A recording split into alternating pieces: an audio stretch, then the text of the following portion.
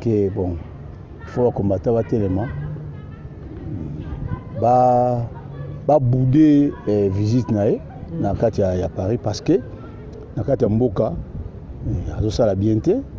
Alors soit comme kula so boko yambe so na ndenge bien donc bondimi na bino yeke bon makambo na mboka ezotambola bien. Bon isa réaction normale et au ba combattre wa sali ya ko bouder benza visite na. Mais dans le cadre il y a mokili quoi, il y a monde tout ça na nini tout ça dans l'organisation des Nations Unies tout ça membre. Na Congo démocratie il y a la dictature. Donc il y a batomité mamabe. Moni motonyo so na ebité na kati ya constitution moto liberté d'expression ezali, liberté d'association ezali, liberté ya même individuelle ezali, moto ça libre. So moto sali likama mabete. Pourquoi pour empêcher mo bayamba été basala nini té bon. Moi je trouve ça que zolakisa ke mboka ezokendela na kodinda. Mboka ezokendela na kodinda. Alors c'est pas normal na condamner yango ke ba rejeter non ba sakini ba bengi ba policier ba bato ba dirija mboka baza muke population eza ebele ata baza mandoki yango nini armée wana et l'équipe population congolaise te armée na ebité à peine ceux baza ebele na kasi baza 22 000 ou bien 30 000 ceux baza ebele na ndinga ebele effectif on paye banarati mais population congolaise combien armée congolaise ko 1 million ya ba soldats alors population congolaise eza combien on se montre et donc ça biso parce que bon ba leader na biso pe baza ko encadrer population na ndenge ya révolution penati. Merci beaucoup, chers amis fidèles téléspectateurs de la www.congofrance.com. C'est déjà votre émission Showtime avec Montorankolo, Yannick Wenge Motoranzambe. Alors cette émission, vous savez bien, une émission de divertissement, l'émission où tout ça la cause de combattant. Yamboro, de Salima Mbeleka, Namboro, tout ça pour la repère sa bio information, la souci on a que vous avez vraiment belé dans le monde entier. Pour la émission, la mission Showtime, vous la rango. Wabino Yannick Wenge Motona Bonzambe à présenter. Merci beaucoup les millionnaires Ino Gino Itema. Venanga Gino Itema millionnaire à Las Vegas. Merci beaucoup na Bovi Production, boss Yani na Bovi Production. Merci beaucoup na 0044 maman Nadine Malila, il y a docteur Abraham Moudjilou na Londres, ça dit que Simbi Londres. Les abango, merci beaucoup na boss José Didi Dipumba, toujours Moussala ezoki na Congo France Kitoko. Bango ba pour le ba ndimaka te biso to pesa information, bango bazo pesa information te pour na éviter so zone yo connaît ça la bango pour pesa information te mais toujours la carte émission na biso, la carte toujours émission na biso, toujours papa Lolo ezamba liboso te to ambaka to beta masolo, toujours ya mboka na ezokende. Kabila Kabange azana France, Mincho na Paris, to éviter les agoïnes kuna bakombata za vraiment méchant, to éviter lo on ngesa la kuna. Donc to le bilan la cadre émission peut to le bien mambu oyo ezo le kana mboka na biso. Bonjour papa Lolo. Bonjour Yannick. Bonne santé. Kitoko. Merci beaucoup papa Lolo Kabila na Paris na Mincho na habité tout le monde qui lumbe za kuna tout le monde qui va combattre à Paris, à combattre à monde entier, va vraiment na kanda, va vraiment sensibiliser, maintenant que la arrivée à Kabila Kabangi na poto na Paris na habité réaction na yo ezani ni papa pour yo na zoro pour le baramo bien. Merci beaucoup pour la tuna. Réaction ngai bon, eza réaction normale au mutinyo sa congolais sa rosa nango que bon, faut combattre va tellement ba bouder visite na kati ya Paris parce que na kati ya mboka azo sala bien te. Alors soit comme kula so boko yambe so na ndenge bien donc bondimi na bino yeke bon makambo na mboka ezotambola bien. Bon isa réaction normale et au ba combattre wa sali ya ko bouder benza visite mais dans le cadre il y a mokili quoi, il y a monde tout ça na nini tout ça dans l'organisation des Nations Unies tout ça membre tout wana to ko sana ngote et que tout ça na relation diplomatique na France. Alors total a siko que aki kuna la cadre nini eza la cadre ba relation tout ça na France so invité bon akobo ko kendete il faut kende c'est un peu ça bon mais but ya visite na bibi na Merci beaucoup, papa. Tout le monde a dit Félix Tshisekedi Azaki na voyage, dans rassemblement, quelques membres. Mais retour, tout le monde a dit que policiers et belé dans l'aéroport partout dans Manzela. Ceux qui ont été retour, il y a tout le monde qui peut interdire presse et les images qui sont arrivées. Toujours, au Congo, ils ont papa réaction par rapport à arriver à Félix Tshisekedi na Kinshasa, pas policiers. Oui, ça démontre à suffisance que dans le Congo démocratie, il y a la dictature. Donc il y a Moni. Montonyoso na habité na carte constitution moto liberté d'expression ezali, liberté d'association ezali, liberté même individuelle ezali. Montonyoso ça libre. Soki moto asali likambo mabe te, pourquoi pour empêcher mo bayamba été basala nini te? Bon, moi je trouve ça que ezolakisa ke mboka ezokendeka na kodinda. Alors, c'est pas normal de condamner en que rejeter non policier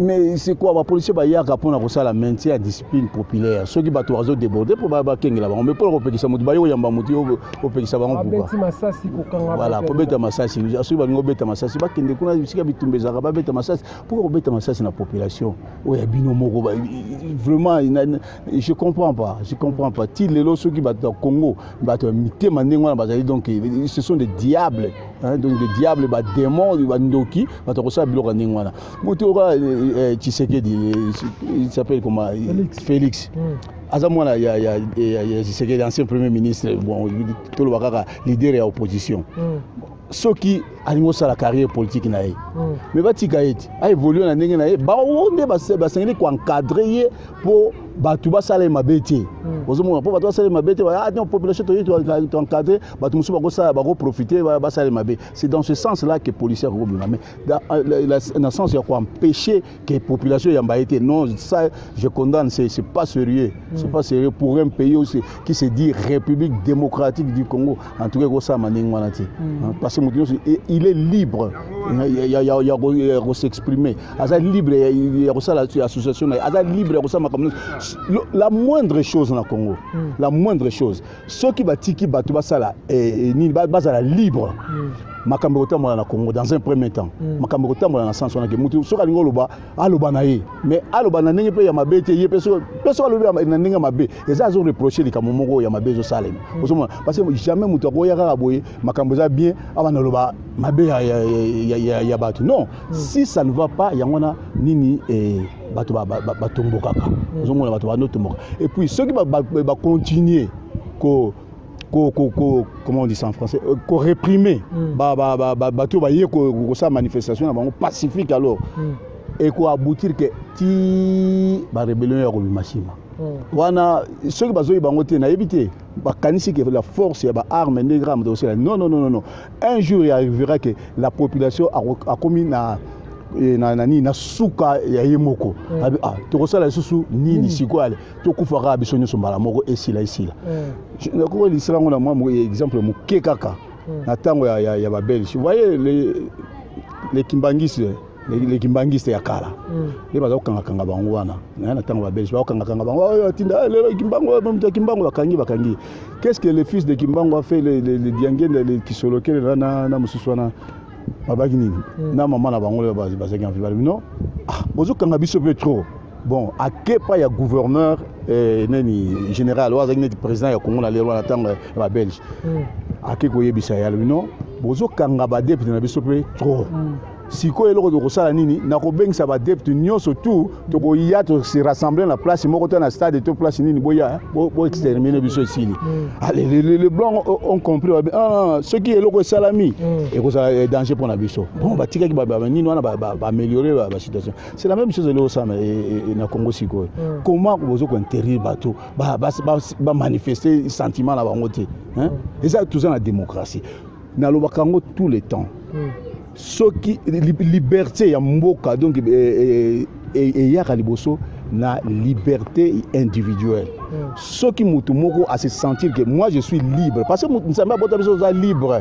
abota biso za ba prisonnier te toza libre kutu ba faut libre arbitre na yom de décider ceux qui botinu so za libre ayebike non moi je suis libre yo naza libre mais pourquoi bazo sala biso boy parce que opprimer biso et que population ko telema un jour rébellion bimi na mboka ba konju d'abord et là ça la liberté on peut biso mo population dans to sentir la montée il faut na libre pour ni bato ba diriger mboka baza muke baza muke population eza ebelé ata bayela ata baza mandoki yango nini armée wana et l'équipe population congolaise té armée na ebité à peine ceux baza ebelé na kasi baza 22 000 ou bien 30 000 ceux baza ebelé na ninga ebelé effectif on paye bana raté mais population congolaise combien armée congolaise ko 1 million ya ba soldats alors population congolaise eza combien on se montre et donc ça biso parce que bon ba leader na biso pe baza ko encadrer population na ndenge ya révolution penza te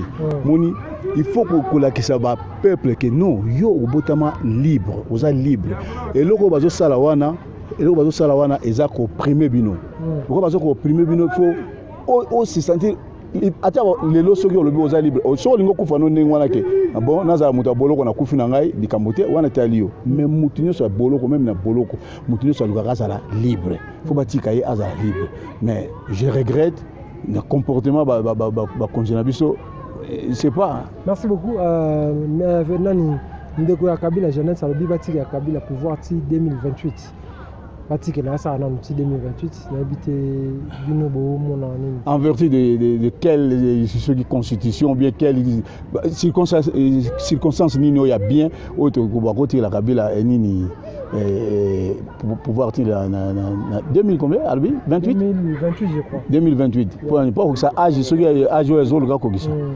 non, les Arabes, merci Ganano. Les Arabes, bango, je comprends, parce qu'ils ont dit quelque part, na monoko bango na habité, monoko biso ya Congo, mais balobaki on a linga la terre, abaki, il mandat ni yetu, ningo bani mandat wana ndeza ya bango, mandat eza ya bango, oyo babanda ki wana ya bango.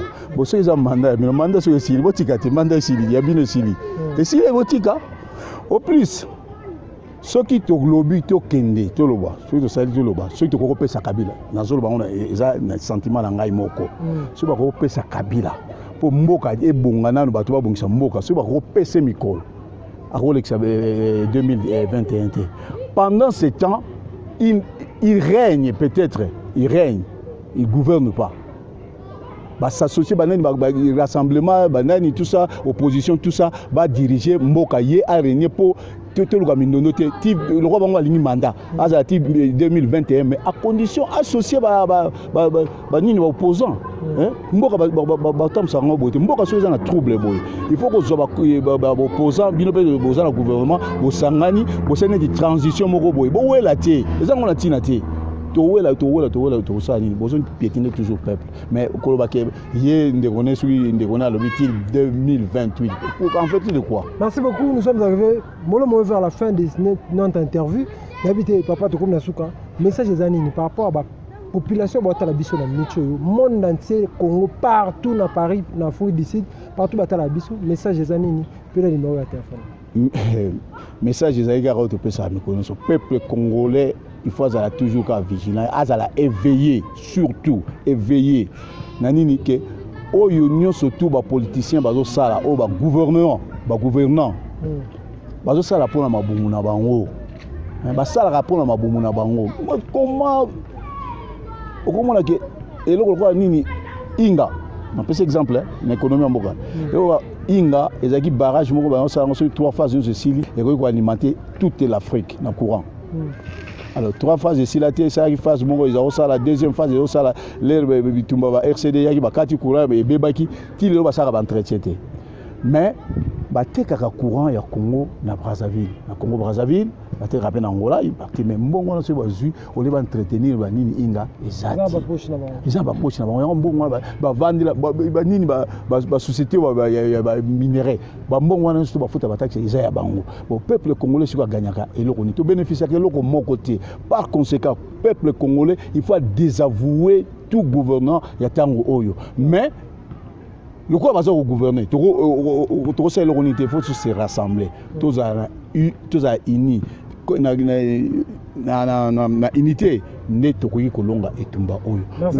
Peuple congolais abanga eloko moko te, peuple congolais azala uni soza uni koloba te non ngaza opposition ngala nini nde bato wana te, peuple nazo ba bien peuple congolais azali aza opposé na gouvernement oyo ezaka ko diriger sika oyo.